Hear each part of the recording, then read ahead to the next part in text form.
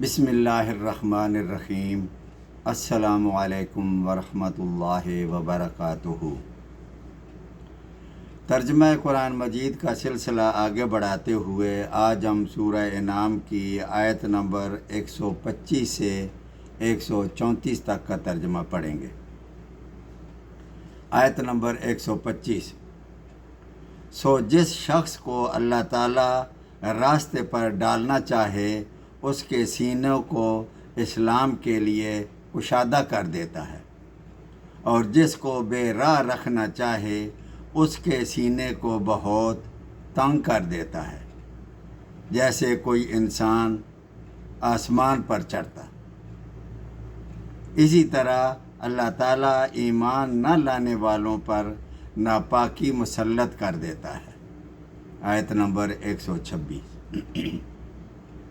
اور یہی تیرے رب کا سیدھا راستہ ہے، ہم نے نصیحت حاصل کرنے والوں کے واسطے ان آیات کو صاف صاف بیان کر دیا۔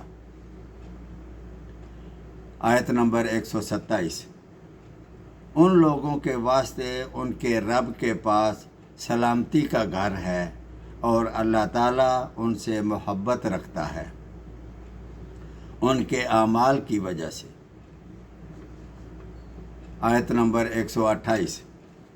اور جس روز اللہ تعالیٰ تمام خلائق کو جمع کرے گا اور کہے گا، اے جنات کی جماعت، تم نے انسانوں میں سے بہت سے اپنا لیے، یعنی بہت سے انسانوں کو اپنا پیروکار بنا لیا تھا۔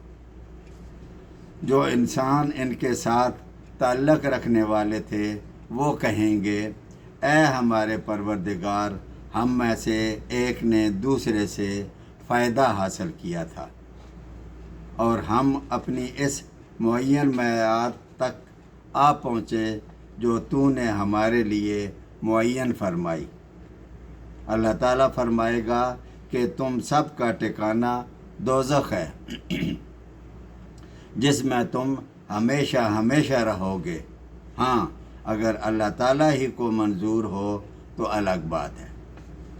آیت نمبر 129۔ اور اسی طرح ہم بعض کفار کو بعض کے قریب رکھیں گے ان کے اعمال کے سبب۔ آیت نمبر 130۔ اے جنات اور انسانوں کی جماعت، کیا تمہارے پاس تم میں سے ہی پیغمبر نہیں آئے تھے جو تم سے میرے احکام بیان کرتے اور تم کو اس آج کے دن کی خبر دیتے؟ وہ سب عرض کریں گے کہ ہم اپنے اوپر اقرار کرتے ہیں، اور ان کو دنیاوی زندگی نے بھول میں ڈال رکھا ہے، اور یہ لوگ اقرار کرنے والے ہوں گے کہ وہ کافر تھے۔ آیت نمبر 131۔ یہ اس وجہ سے ہے کہ آپ کا رب کسی بستی والوں کو کفر کے سبب ایسی حالت میں ہلاک نہیں کرتا کہ اس بستی کے رہنے والے بے خبر ہوں۔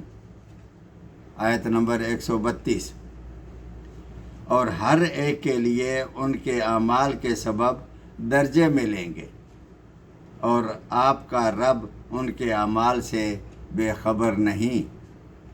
آیت نمبر 133۔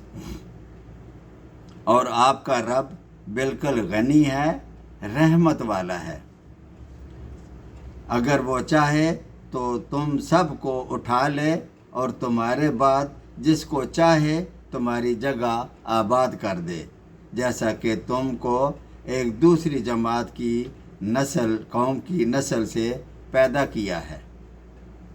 آیت نمبر 134۔ جس چیز کا تم سے وعدہ کیا جاتا ہے وہ بے شک آنے والی چیز ہے، اور تم عاجز نہیں کر سکتے۔ صدق اللہ العظیم۔